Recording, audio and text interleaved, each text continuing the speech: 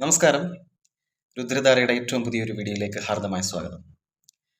നമ്മൾ ഇന്ന് സംസാരിക്കുന്ന ഒരു വിഷയം പാമ്പ് ചെടികൾ അഥവാ സ്നേക്ക് പ്ലാന്റ് എന്താണ് എന്നതിനെക്കുറിച്ചാണ്. നിരവധി അഭിപ്രായങ്ങൾ ഉള്ള ഒരു ചെടിയാണ് വാസ്തുപ്രകാരം പറയപ്പെടുന്ന പാമ്പ് ചെടി എന്ന് പറയുന്നത്. എന്നാൽ ഈ ചെടി ആദ്യം നമ്മൾ മനസ്സിലാക്കേണ്ടത് മലയാളിയല്ല, അതിൻ്റെ ജന്മദേശം എന്ന് പറയുന്നത് പടിഞ്ഞാറൻ മധ്യ ആഫ്രിക്കയാണ്. അവിടെ നിന്നുമാണ് ഇവിടേക്ക് എത്തിയത്. ഫെങ്ഷുയി പ്രകാരമുള്ള മിക്ക ചെടികളും വന്നിട്ടുള്ളത് ഈ പറയുന്ന ആഫ്രിക്ക എന്ന് പറയുന്ന പ്രദേശത്ത് നിന്നാണ്. അപ്പോൾ എന്താണ് ആദ്യം ഇതിൻ്റെ ശാസ്ത്രീയ വശം നോക്കാം. ഇത് എന്തിനാണ് ഉപയോഗിക്കുന്നത് എന്നൊന്നും നമുക്കറിഞ്ഞിരിക്കാം. സാധാരണയായിട്ട് കോങ്കോ, ആഫ്രിക്കൻ പ്രദേശമായിട്ടുള്ള കോങ്കോ പോലെയുള്ള ഗിനിയ പോലെയൊക്കെയുള്ള നാടുകളിൽ ഇത് ഉപയോഗിച്ച് വരുന്നത് തുണിത്തരങ്ങൾ നിർമ്മിക്കാനും അതിലെ നാരുകൾ ഉപയോഗിച്ച് തുണിത്തരങ്ങൾ നിർമ്മിക്കാനും അതുപോലെ തന്നെ കയർ നിർമ്മാണം അങ്ങനെയൊക്കെയുള്ള പ്രവൃത്തികൾക്ക് വേണ്ടിയിട്ടാണ് ഈ പറയുന്ന പാമ്പ് ചെടി അഥവാ സ്നേക്ക് പ്ലാന്റ് ഉപയോഗിച്ച് വരുന്നത്. അപ്പോൾ എന്നാൽ ഇതിന് മറ്റൊരു വശം കൂടിയുണ്ട്. ഇതിന് വളരെ ഔഷധ ഗുണമുണ്ട് എന്നുകൂടി പറയപ്പെടുന്നുണ്ട്. അലോപീസിയ എന്ന് പറയുന്ന മുടി കൊഴിച്ചിൽ എന്ന് പറയുന്ന ഒരു അവസ്ഥയ്ക്ക് ഇത് ഉപയോഗിച്ചിരുന്നു എന്ന് പറയുന്നു.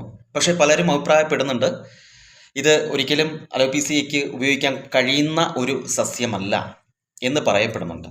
എന്നാൽ മറ്റൊരു വിഭാഗം പറയുന്നു ക്യാൻസർ കോശങ്ങളെ അവയുടെ വളർച്ചയെ മന്ദഗതിയിലാക്കാൻ കഴിവുള്ള പ്രോട്ടീനുകൾ ഇതിനകത്ത് അടങ്ങിയിട്ടുണ്ടെന്നും പറയപ്പെടുന്നുണ്ട്.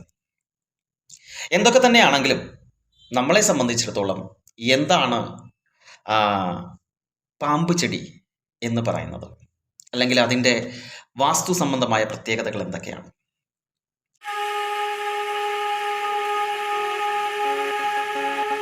ട്രാക്കീന ട്രൈഫാസിയേറ്റ എന്നറിയപ്പെടുന്ന ഈ സ്നേക്ക് പ്ലാന്റ് ഇത് സാധാരണയായിട്ട് ഒരു ഇൻഡോർ പ്ലാന്റ് ആയിട്ടാണ് നമ്മൾ ഉപയോഗിക്കുന്നത്, അഥവാ വീടിനകത്ത് വയ്ക്കുന്ന ഒരു സസ്യമായിട്ടാണ് ഉപയോഗിക്കുന്നത്. പക്ഷേ ഇത് വീടിന് പുറത്തും വയ്ക്കുന്നവരുണ്ട്. സാധാരണ നമ്മൾ ഇതിൻ്റെ കണ്ടിട്ടുള്ള വലിപ്പം എന്ന് പറയുന്നത് ഏകദേശം 0.7 അത്രയാണ് ഇതിൻ്റെ ഒരു ഉയരം നമ്മൾ കണ്ടിട്ടുള്ളത്. പക്ഷേ ഏകദേശം 6 അടിയോളം ഉയരത്തിൽ വളരുന്ന ഒരു സസ്യമാണ് ഈ പറയുന്ന ട്രക്കീന എന്ന് പറയുന്ന, അല്ലെങ്കിൽ ഈ സ്നേക്ക് പ്ലാന്റ് എന്ന് പറയുന്നത്. ഇതിന് നമ്മുടെ നാട്ടിൽ അമ്മായിയമ്മയുടെ നാവ് എന്നൊരു പേര് കൂടിയുണ്ട്, ഒരു അപരനാമം കൂടിയുണ്ട്. ഇത് വളർന്നു വരിക മാത്രമല്ല, ഇതിനകത്തൊരു ക്രീം കളറിലുള്ള പൂവുണ്ടാകും. അത് മാത്രമല്ല, പിന്നീട് ഒരു ഓറഞ്ച് കളറിലുള്ള ഒരു കായും അതിനകത്തുണ്ടാകും. ആ ചിത്രം ഞാൻ കാണിച്ചു തരാം. ഈ ഒരു രീതിയിലാണ് ഇത് പൂക്കുകയും അതുപോലെ തന്നെ കായ്ക്കുകയും ചെയ്യുന്നത്. ഈ ഒരു നിറത്തിലുള്ള മുത്തുപോലെയുള്ള കായ്കളാണ് ഇതിനകത്ത് സാധാരണയായിട്ട് കണ്ടുവരുന്നത്. ഏകദേശം 19 തരം വെറൈറ്റിയിലുള്ള ഈ ഒരു സ്നേക്ക് പ്ലാന്റ് നമുക്ക് കാണാനായിട്ട് സാധിക്കും. നമുക്ക് ചുറ്റും വിവിധ തരത്തിലുള്ളതും. ഈ ഒരു ചെടിയുടെ പ്രത്യേകത എന്ന് പറയുമ്പോൾ സാധാരണയായിട്ട് ഏകാഗ്രത വർദ്ധിപ്പിക്കും എന്ന് പറയപ്പെടുന്നു. അതുപോലെ തന്നെ മാനസിക സമ്മർദ്ദം കുറയ്ക്കും എന്ന് പറയുന്നു. പല വീഡിയോകളിലും നിങ്ങൾ കണ്ടിട്ടുണ്ട്. ഇത് പൊതുവേ ഇത് വയ്ക്കുന്നത് ലിവിങ് റൂമിലാണല്ലേ. ഇൻഡോറായിട്ട് വയ്ക്കുമ്പോൾ നമ്മൾ പൊതുവേ വയ്ക്കുന്നത് ലിവിങ് റൂമിലാണ്. ചിലപ്പോൾ ചിലർ കിടപ്പ് മുറിയിൽ വയ്ക്കാറുണ്ട്, ബെഡ്റൂമിൽ വയ്ക്കാറുണ്ട്, പ്രവേശന കവാടത്തിൽ വയ്ക്കാറുണ്ട്, വീടിന് പുറത്ത് ചെടിച്ചട്ടിയിലായിട്ടും വയ്ക്കാറുണ്ട്.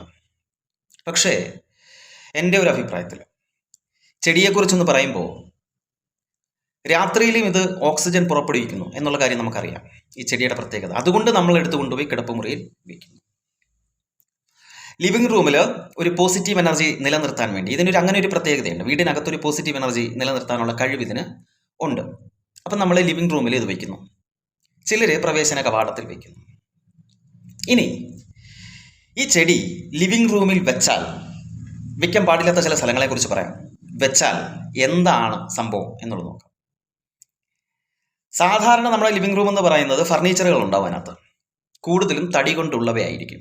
അങ്ങനെയാണെങ്കിൽ നിങ്ങൾ യാതൊരു കാരണവശാലും അവിടെ വയ്ക്കരുത്. കാരണം ഇതിനകത്ത് ഫെങ്ഷുയി പ്രകാരം തടിയുടെ ഘടകങ്ങൾ ഉണ്ട് എന്ന് പറയപ്പെടുന്നു. ഒരേ സ്ഥലത്ത് ഒരേ സ്ഥാനത്ത് ഒരേ ഘടകങ്ങൾ ഒത്തുചേർന്ന് കഴിഞ്ഞാൽ അവിടെ എന്ത് സംഭവിക്കും? നെഗറ്റീവ് ഊർജ്ജം ഉണ്ടാവും. അതുകൊണ്ട് യാതൊരു കാരണവശാലും ഇത് ലിവിങ് റൂമിൽ വെച്ചാൽ അവിടെ എന്തിന് സമീപത്തായിട്ട് വെക്കരുത്? ഈ പറയുന്ന ഫർണിച്ചേഴ്സിൻ്റെ അഥവാ വുഡൻ ഫർണിച്ചേഴ്സിൻ്റെ തടി കൊണ്ടുള്ള ഫർണിച്ചർ ഉണ്ടെങ്കിൽ അതിനടുത്തായിട്ട് ഇത് സ്ഥാപിക്കരുത്. 1. 2, ചിലരുടെ ബാത്റൂമിൽ ഇത് വയ്ക്കാറുണ്ട്, അകത്ത ബാത്റൂമിൽ വയ്ക്കാറുണ്ട്. അതും പാടില്ല. കാരണം ഇതിന് വേണ്ടത് സൂര്യപ്രകാശമാണ്. അമിതമായിട്ടുള്ള നനവ് ഇതിന് ലഭിക്കാൻ പാടുള്ളതല്ല. ഇത് രണ്ടാമത്തെ കാര്യം. അല്ല വേറെ ദോഷവും കാര്യങ്ങളൊന്നും അല്ല കേട്ടോ.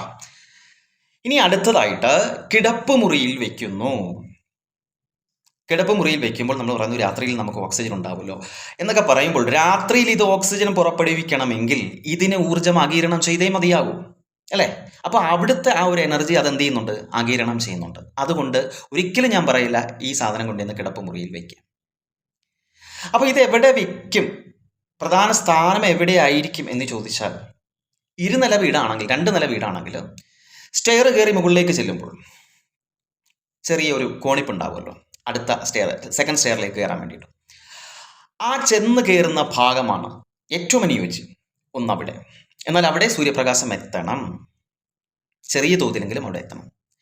2, പ്രവേശന കവാടം. പ്രവേശന കവാടത്തിൽ വയ്ക്കുന്നത് ഉചിതം തന്നെയാണ്. സ്ഥാനം എവിടെയാണെന്ന് നിർദ്ദേശിക്കപ്പെടുന്നുണ്ട്. ഒന്നുകിൽ കിഴക്ക്, അല്ലെങ്കിൽ തെക്ക്, അല്ലെങ്കിൽ തെക്ക് കിഴക്ക്. ഈ 2 ഭാഗത്താണ് ഇതിൻ്റെ പ്രധാന സ്ഥാനമെന്ന് പറയുന്നത്. തെക്ക് കിഴക്ക് അല്ലെങ്കിൽ തെക്ക് കിഴക്ക്. തെക്കോ കിഴക്കോ അല്ലെങ്കിൽ തെക്ക് കിഴക്ക്, അതാണ് സ്ഥാനം. സ്ഥാനം മാറ്റി വെച്ചാൽ പ്രത്യേകിച്ച് ദോഷങ്ങളൊന്നുമില്ല. ഈ പറയുന്ന ഗുണങ്ങളൊന്നും ഇതിനകത്ത് നിന്ന് നമുക്ക് ലഭിക്കുകയില്ല. എന്ത് ഗുണമാണ് എന്ന് ചോദിച്ചാൽ, 1, ഒരു സൗന്ദര്യാത്മകത വർദ്ധിപ്പിക്കും വീടിനകത്ത്. 2, പോസിറ്റീവായിട്ടുള്ള ഒരു എനർജി ഫോം ചെയ്യും. 3, നമ്മുടെ മാനസികമായിട്ടുള്ള സമ്മർദ്ദം, ഏകാഗ്രത, ഇതൊക്കെ സമ്മർദ്ദം കുറയ്ക്കുകയും ഏകാഗ്രത വർദ്ധിപ്പിക്കുകയും ചെയ്യും. 4, ഫെങ്ഷോയി പറയുന്നു സമ്പത്തിനെ ആകർഷിക്കും എന്നാ പറയുന്നത്. ഇത്രയും കാര്യങ്ങളാണ് പ്രധാനമായിട്ടും ഇതിനകത്തൂടെ പറയപ്പെടുന്നത്. തുടക്കത്തിൽ ഞാൻ പറഞ്ഞല്ലോ ക്യാൻസർ കോശങ്ങളുടെയൊക്കെ വളർച്ച മന്ദഗതിയിലാക്കുന്നു. അതൊക്കെ ശാസ്ത്രീയപരമായിട്ടുള്ള വശങ്ങളാണ്. അപ്പോൾ അടുത്ത ഉചിതമായ സ്ഥാനം എന്ന് പറയുന്ന പ്രവേശന കവാടമാണ്, സിറ്റ് ഔട്ടാണ്. സിറ്റ് ഔട്ടിൽ വെക്കുന്നുണ്ട്, ഒരു കുഴപ്പമില്ല. പക്ഷെ നിങ്ങൾ ഈ തെക്ക് കിഴക്ക് എന്ന് പറയുന്ന ദിശ നോക്കി തന്നെ വെക്കുക എന്നുള്ളതാണ്. പുറത്ത്, വീടിന് പുറത്ത് ഇത് വളർത്താം. ഞാൻ പറഞ്ഞല്ലോ വീടിന് പുറത്ത് ഇത് വളർത്തുമ്പോൾ ഏകദേശം 7 അടി പൊക്കത്തിൽ ഇത് പോവും. എന്തെങ്കിലും കുഴപ്പമുണ്ടോ? ഇത്രയും വളരുന്നുണ്ട്? ഒരു കുഴപ്പമില്ല, നല്ല കാര്യം തന്നെയാണ്. അപ്പോൾ അതാണ് സ്നേക്ക് പ്ലാന്റിൻ്റെ പ്രത്യേകത എന്ന് പറയപ്പെടുന്നത്. ചിലർ ഇത് ഓഫീസിൽ കൊണ്ടുവയ്ക്കും. ഈ ഏകാഗ്രത എന്ന് ഞാൻ പറഞ്ഞില്ലേ, ഇതൊക്കെ വരുന്നു എന്ന് പറഞ്ഞതുകൊണ്ട് നമ്മളിത് ഓഫീസിൽ കൊണ്ടുവയ്ക്കും, ശരി. പക്ഷേ ഫെങ്ഷുയി പറയപ്പെടുന്നു ഏകാഗ്രതയും വർദ്ധിപ്പിക്കും, സമ്മർദ്ദം കുറയ്ക്കുമെന്ന് പറഞ്ഞു എന്നതിൻ്റെ ഫലമായിട്ട് നമ്മൾ കൊണ്ടുവന്ന് ജോലി സ്ഥലത്ത് കൊണ്ടുവെക്കും. അത് നെഗറ്റീവ് എനർജിയെ ഫോം ചെയ്യിക്കും. അതായത് നമ്മുടെ കൃത്യനിർവഹണം, നമ്മുടെ ജോലി, അതിനെ അത് കൃത്യമായിട്ട് തടസ്സപ്പെടുത്തും. ക്രിയാത്മകമായിട്ട് നമുക്ക് പ്രവർത്തിച്ചെങ്കിൽ മാത്രമേ എന്ത് ചെയ്യാൻ പറ്റത്തുള്ളൂ, നമുക്ക് ഏണിങ്സ് ഉണ്ടാകത്തുള്ളൂ. അപ്പോൾ അതിനെ അത് തടസ്സപ്പെടുത്തുമെന്ന് വാസ്തുവിൽ പറയപ്പെടുന്നുണ്ട്. അപ്പോൾ വെക്കാൻ പാടില്ലാത്ത സ്ഥലങ്ങൾ ഒരു കാരണവശാലും ഓഫീസിലോ ഓഫീസ് റൂമിലോ ഇത് വെക്കാൻ പാടില്ല. നിങ്ങൾ ജോലി ചെയ്യുന്ന സ്ഥലത്ത് വെക്കാൻ പാടില്ല. കിടപ്പ് മുറിയിൽ വെക്കാൻ പാടില്ല. പറഞ്ഞല്ലോ ഈ പ്രദേശങ്ങൾ മാറിക്കഴിഞ്ഞാൽ നെഗറ്റീവ് എനർജി ഫോം ചെയ്യും. ഈ പറഞ്ഞ സ്ഥലത്ത് വെച്ചെങ്കിൽ മാത്രമേ ഈ പറയുന്ന ഒരു എഫക്റ്റ് അല്ലെങ്കിൽ ഒരു ഇമ്പാക്റ്റ് അതിനകത്ത് ഉണ്ടാകത്തുള്ളൂ എന്നാണ് ഫെങ്ഷുയി പറയുന്നത്. ഇനി കുട്ടികൾ പഠിക്കുന്നിടത്ത് കൊണ്ടുപോയി വെക്കാറുണ്ട് ചിലർ, പാടില്ല. സ്റ്റഡി ടേബിളിന് പുറത്തൊക്കെ ഇത് വെക്കാറുണ്ട്, അതും പാടില്ല. ഏകാഗ്രത വർദ്ധിക്കുമെന്ന് വെച്ചിട്ടാണ് നമ്മളിത് വെക്കുന്നത്. പക്ഷെ അങ്ങനെയും പാടില്ല എന്ന് ഫെങ്ഷുയി പറയപ്പെടുന്നു. അപ്പോൾ പ്രധാനമായിട്ടും ഉള്ള പ്രത്യേകത ഇത് പ്രവേശന കവാടം തന്നെയാണ് ഇതിന് ഏറ്റവും ഉചിതം എന്ന് പറയുന്നത്. 2, ഈ പറയുന്ന പോലെ സ്റ്റെയർ, ആ ഏരിയ കൂടുതൽ ജലാംശം ഇല്ലാത്ത ഭാഗം, അടുക്കളയിൽ യാതൊരു കാരണവശാലും ഉപയോഗിക്കരുത്, കിടപ്പുമുറിയിൽ ഉപയോഗിക്കരുത്, ലിവിംഗ് റൂമിൽ തടിയുടെ സാധനങ്ങൾ ഉണ്ടെങ്കിൽ അതുമായിട്ട് ചേർന്ന് ഒരു കാരണവശാലും ഇരിക്കരുത്, മാറി വയ്ക്കുക. ഇത്രയാണ് ഈ പറയുന്ന വാസ്തുവിൽ ഇതിനെക്കുറിച്ച് പറയപ്പെടുന്നത്. നമ്മൾ ഈ നിബന്ധനകൾ പാലിച്ചു കഴിഞ്ഞാൽ ഈ പറയുന്ന മാറ്റങ്ങൾ ഈ സ്നേക്ക് പ്ലാന്റിലൂടെ നമുക്ക് വരും. അല്ലാതെ ഈ പറയുന്ന കണക്കല്ലോ, ഇതിനകത്തൊരു ശാസ്ത്രീയ വശം കൂടിയുണ്ട്. മലേഷ്യയിലുള്ളവരൊക്കെ ഈ സ്നേക്ക് പ്ലാന്റ് ഉപയോഗിക്കുന്നത് ശരിക്കും പറഞ്ഞാൽ ഔഷധമായിട്ടാണ്. എന്തിനാണെന്നറിയാമോ? ചെവിയിലുണ്ടാകുന്ന അണുബാധകൾ തടയുന്നതിന് വേണ്ടിയിട്ടുള്ളൊരു മരുന്നുണ്ടാക്കാൻ വേണ്ടിയിട്ടാണ് അവരിത് സാധാരണയായിട്ട് ഉപയോഗിക്കുന്നത്. ഞാൻ പറഞ്ഞല്ലോ മുടി കൊഴിച്ചിലിന് ഇത് ഉപയോഗിച്ച് വരുന്നു. പക്ഷേ മറ്റൊരു അഭിപ്രായം കൂടിയുണ്ട്. ഇത് മുടി കൊഴിച്ചിലിന് ഉപയോഗിക്കാൻ പാടില്ല എന്നൊരു അഭിപ്രായം കൂടി ഇതിനകത്ത് ഉണ്ട്. അപ്പോൾ ഇത്രയും കാര്യങ്ങളാണ് സ്നേക്ക് പ്ലാന്റിനെ പറ്റി പറയാനുള്ളത്. അതിൻ്റെ ചിത്രങ്ങളൊക്കെ ഞാൻ കാണിച്ചു തരാം. വിവിധ വലിപ്പത്തിലുള്ള ചിത്രങ്ങളൊക്കെ ഞാൻ കാണിച്ചു തരാം. അപ്പോൾ എന്താ പറയുക, എല്ലാവർക്കും നല്ലതൊക്കെ വരട്ടെ, നന്മയും പ്രോസ്പെരിറ്റിയൊക്കെ ഉണ്ടാകട്ടെ എന്ന് പ്രാർത്ഥിച്ചുകൊണ്ട് നിർത്തുന്നു.